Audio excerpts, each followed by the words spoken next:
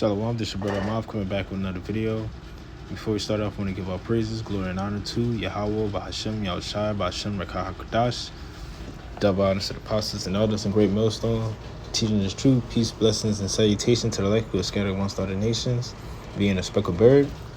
And I want to go into the 2nd Chronicles 18 and break it down and read it, because this is one of the chapters that had caught my eyes, and I really wanted to go into it, and I really liked it, and so I decided to make a video about it. And Lord willing, it's edifying and straight to the point. So this is 2nd Chronicles 18. Jehoshaphat allies with Ahab. Now Jehoshaphat had riches and honor and abundance, and joined affinity with Ahab. And when you look into the word affinity, it means son-in-law. I'm gonna go into it. It's affinity, join. It says to become a son-in-law, make oneself a daughter's husband, wife father's, wife's mother, father-in-law, mother-in-law, to make oneself a daughter's husband. And and that's the reason how he became joined with Ahab. That's how he became allies with him, because he became son-in-law through the marriage with his daughter. And after certain years, he went down to Ahab to Samaria, and Ahab killed sheep and oxen for him in abundance and for the people that he had with him, and persuaded him to go up with him to Ramoth Gilead. And Ahab, king of Israel, said unto Jehoshaphat, king of Judah, wilt thou go with me to Ramoth Gilead? And he answered him, I am as thou art, and my people as thy people, and we will be with thee in the war. And Jehoshaphat said unto the king of Israel, inquired, I pray thee, at the word of Yahweh today.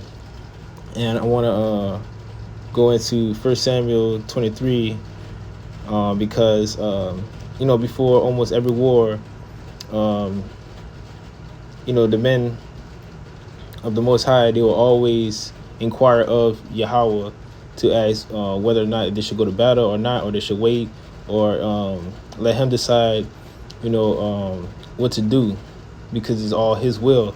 And Yahweh decides who will become victorious out of each battle. So that's why they always inquire of Yahweh before everything, because he decides, what you should do and what your next move should be. So we're going to go to 1 Samuel.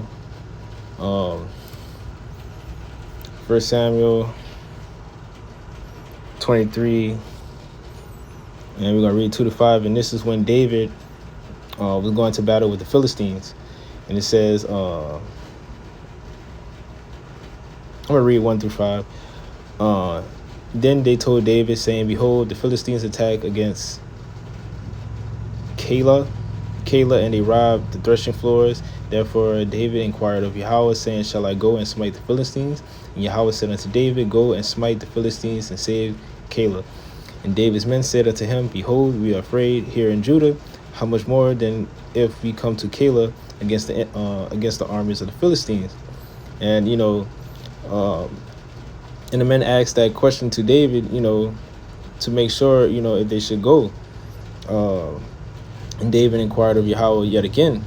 Then David inquired of Yahweh yet again, and Yahweh answered him and said, arise, go down to Keilah, for I will deliver the Philistines into thy hand. So David and his men went to Keilah and fought with the Philistines, and brought away their cattle and smote them with a great slaughter. So David saved the inhabitants of Keilah.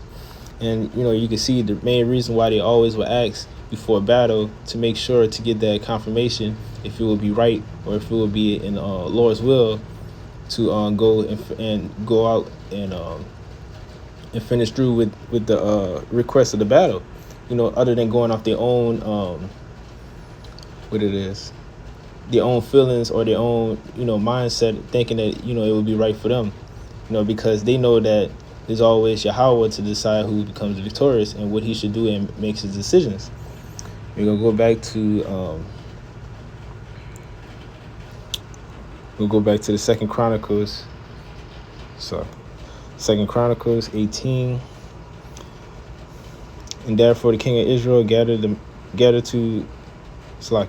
Therefore the king of Israel gathered together of prophets 400 men, and said unto him, Shall we go to Ramoth Gilead to battle, or shall I forbear? And they said, Go up, for the Most High will deliver into thy hands, in thy king's hand. But Jehoshaphat said, Is there not here a prophet of Yahweh besides that you might inquire of him? And the king of Israel said unto Jehoshaphat, There is yet one man, but whom we may inquire of Yahweh, but I hate him, for he never prophesies good unto me, but always evil. The same is Micah, the son of Imlah. And Jehoshaphat said, Let not the king say so. And I want to go into this because the reason why he always hates him and why Micah always speak evil because of him is because when you go into 1 Kings 16 and 30, I want to read 30. Yeah, I'm going to read 30 down to 33. And I have the son of Omri died evil in the sight of Yahweh above all that were before him. And it came to pass as if it had been a light thing for him to walk in the sins of Jeroboam, the son of Nebat, that he took to wife Jezebel, the daughter of Ethbaal, king of Zidonians, and went and served Baal and worshipped him. And he reared up an altar for Baal in the house of Baal, which he built in Samaria. And Ahab made a grove image, and Ahab did more to provoke Yahweh, power of Israel, to anger him and all the kings of Israel that were before him. And this is the reason why evil is always being spoken upon him, because he done evil things in the sight of Yahweh. He had to pay for his judgments. You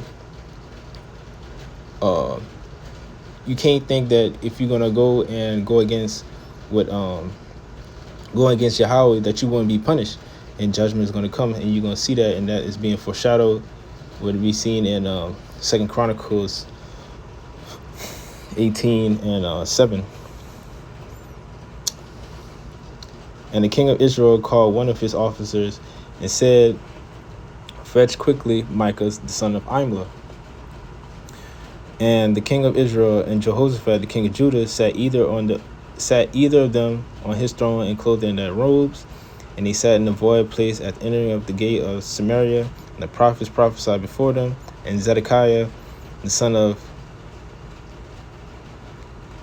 Chenana, Salaki, if I said that wrong, I'm not really good with pronunciation of some of the words that's written in the Bible, had made him horns of iron, and said, Thus said Yahweh, with these thou shalt push Syria until they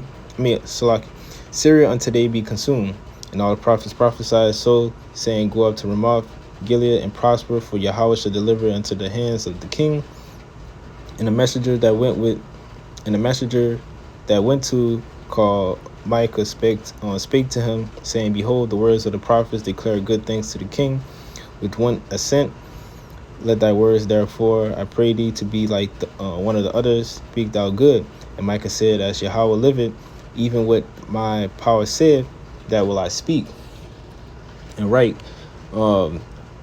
Micah is not there to please no man, not to speak falsely of what Yahweh is going to be speaking through him, through the Spirit. He's not going to go and try to please the king just because they all said it. He's going to say what Yahweh said, because that is what Yahweh is being told to him.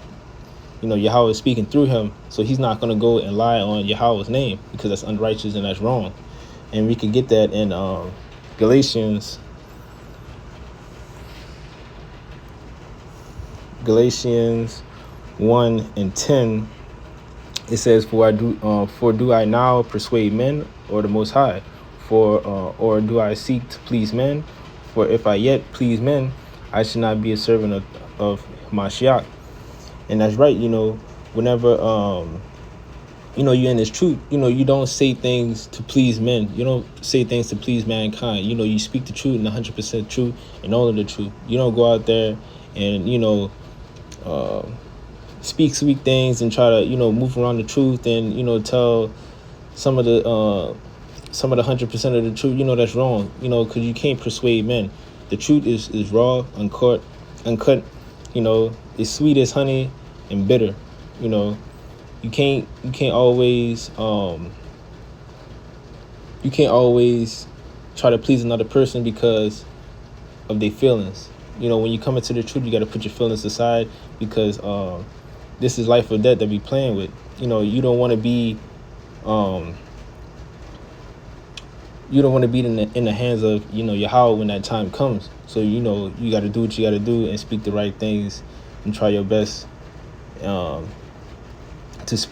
do it 100%. Don't give it 99%. Give it 100%, because that's what you was called to do. Speak the truth and only the truth.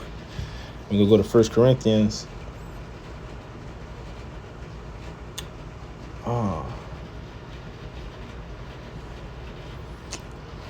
Let me see. Slack for the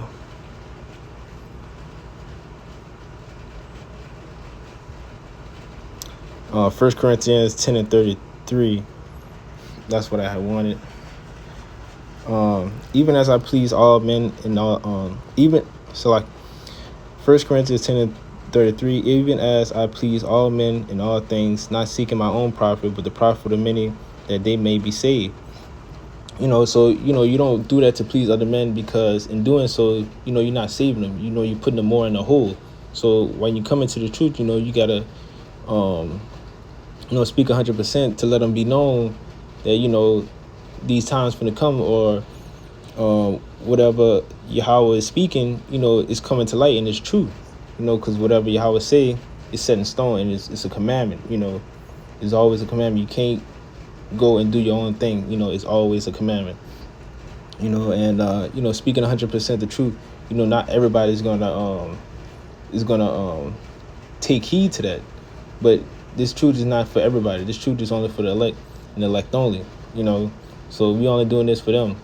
So we can't always worry about what others' feelings is, or how they perceive it to be, because it just wasn't made for them. The Most High put a sleeping spirit. Put the spirit of slumber upon them. What has Israel attained, but the elect have attained. So like if I had butchered, but roughly paraphrasing, and we'll go to 1 Thessalonians 2:4. But as we were allowed of the Most High to be put in trust with the gospel, even so we speak, not as pleasing men, but the Most High, which tried our hearts. So the Most High had gave us, Yahweh by Hashem Yahushai had gave us this truth, to do right and to prophesy and teach the 100%. He entrusted that to us, because this is a very valuable gift that was given to us, worth more than anything that's on this world.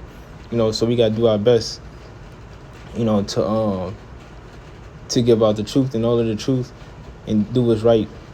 And and the Most High, Yahweh by Shem Yahshai, is the only one that tries the heart.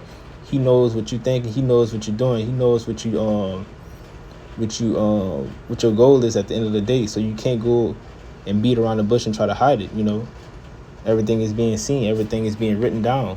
It's all in the records, and all that's getting reported back to him. We'll go back to 2 Chronicles 18, to finish up more of the story. And when he was to come to the king said unto him, Micah, shall we go to Ramoth Gilead to battle, or shall I forbear? And he said, go ye up and prosper, and they shall be delivered into your hand. And the king said to him, how many times shall I inquire thee, that thou shalt say nothing but the truth to me in the name of Yahweh? Then he said, I did see all the Israel scattered upon the mountains, and the sheep that has no shepherd. And Yahweh said,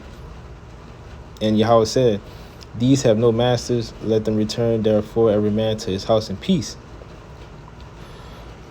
And the king of Israel said to Jehoshaphat, did I not tell thee that he would not prophesy good unto me, but evil?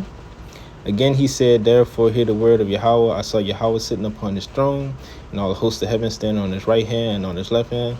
So he's seen all the he's seen his angels. They had like angels on his right hand, the good, and then on the left hand, the bad. Because Yahweh created light and darkness. He created good and evil. So he got his servants on both sides. The good angels and the bad angels. And Yahweh said, who shall entice Ahab, king of Israel, that he may go up and fall at Ramoth Gilead? And one spake, saying, after this manner, another saying, after this that manner. Then came out a spirit and stood before Yahweh and said, I will entice him. And Yahweh said unto him, wherewith? And that spirit that spirit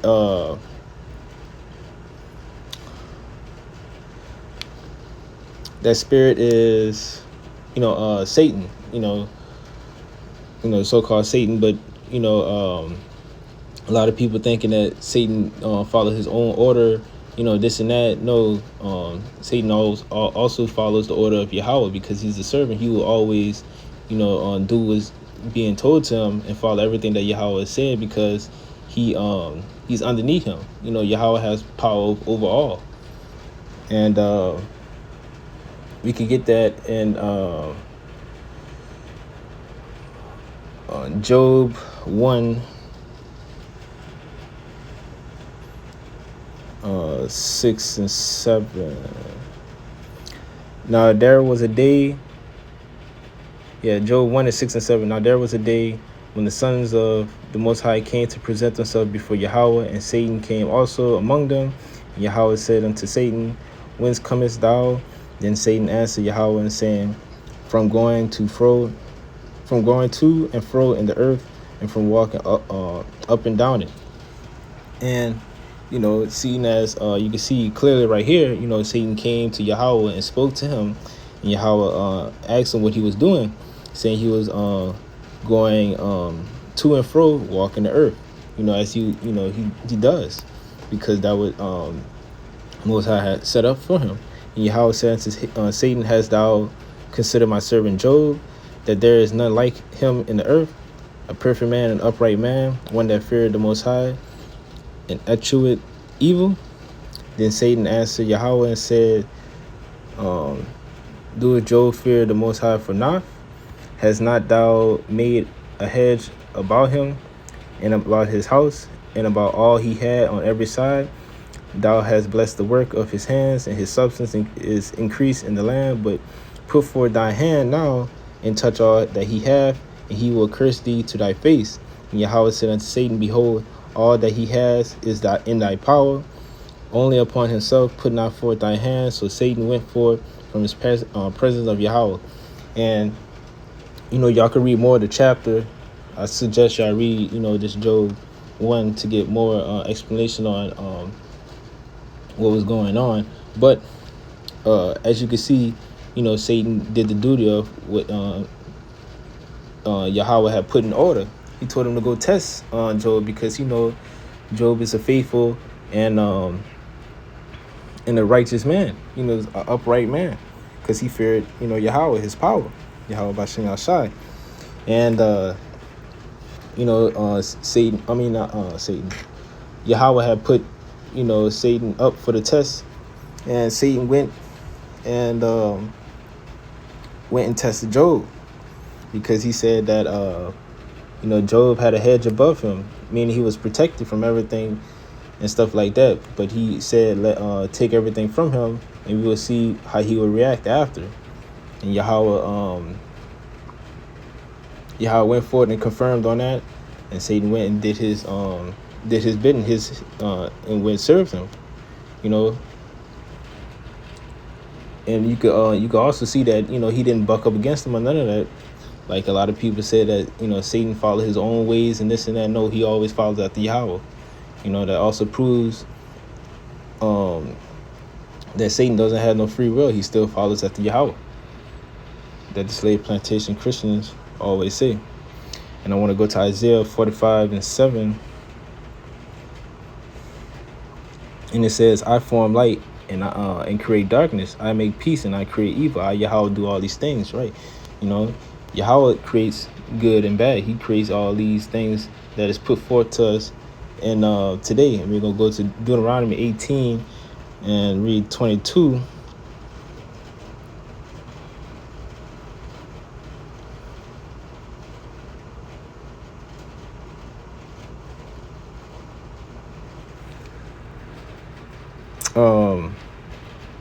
And if thou shalt say in thy heart, how shall we know the word which Yahweh has not spoken? When a prophet speaking in the name of Yahweh, if the thing follow not, nor come to pass, that is the thing that which Yahweh has not spoken, but the prophet has spoken presumptuously, thou shalt not be afraid of him.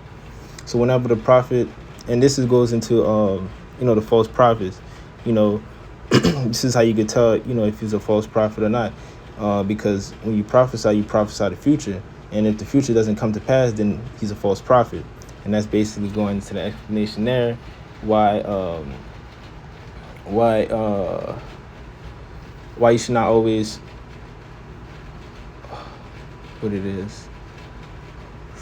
why you should not always try to persuade man, not trying to speak sweet things and speak into the favor of man. You speak the truth, because if you prophesy something that's not going to come to truth, then you also consider a false prophet, and you'll have that mark upon you. And, you don't want that mark upon you to be a false prophet. We go back to 2 Chronicles 18 and read from 28 on down to 34 to finish up the chapter. So the king of Israel, Jehoshaphat, king of Judah, went up to Ramoth Gilead. And the king of Israel said unto Jehoshaphat, I will disguise myself and will go to the battle, and put thou on thy robe.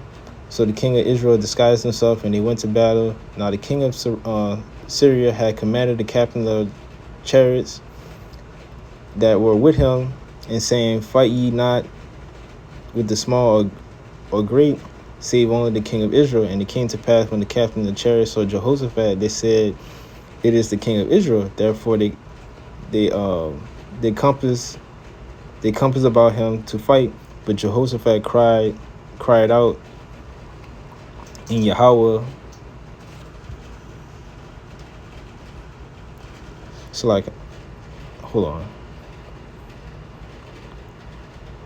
So for that, we're gonna read from 21 on down, skipping most of the details. And he said, I will go out and be a lion spirit in the mouth of all the prophets. And Yahweh said, thou shalt entice him, and thou shalt also prevail. Go out and do even so. And you can see Yahweh sent out that lion spirit to go and go entice him to go out into battle, so he could be smiting, so he could be unalive, as you would say. Then Zedekiah,